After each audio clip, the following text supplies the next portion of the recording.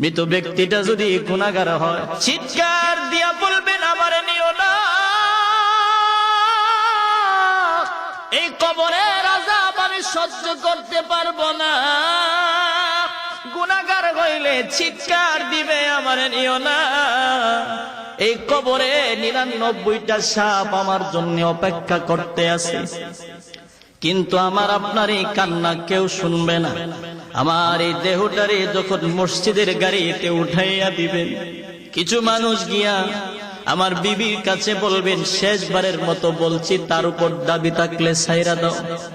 আমার মার কাছে গিয়ে বললে আমার মা চিৎকার দিয়ে বলবেন, শেষবারের মতো একবার দেখা,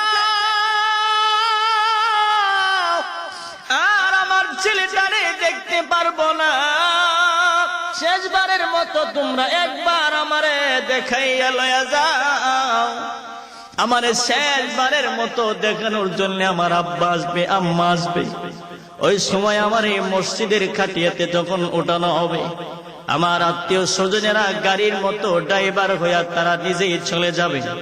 ওই সময় মৃত ব্যক্তিটা তখন বলবে, নাই রে, এই দুনিয়ার যারা ছিল সবাই আমার পর, যারা আমার খাটিয়াতে ধরছে তারাই হইল আমার আপন।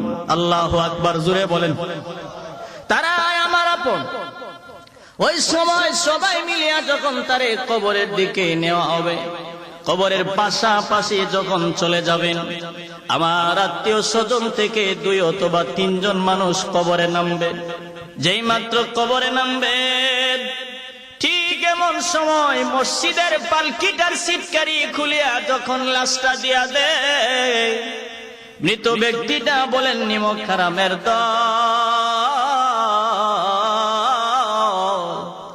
এতক্ষণ যারা ছিলে সবাই আমার পর, যারা আমার কবরে নামছে তারাই হইল আমার আপন।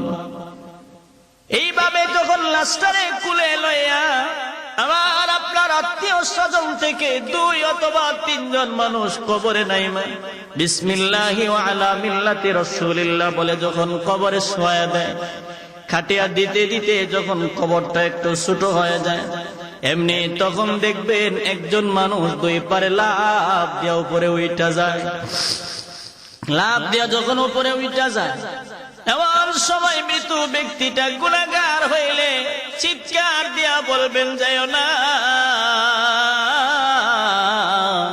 এই কবরে আমি কেমনে থাকবো, আমার তো কই যাও। কিন্তু শুনবে না।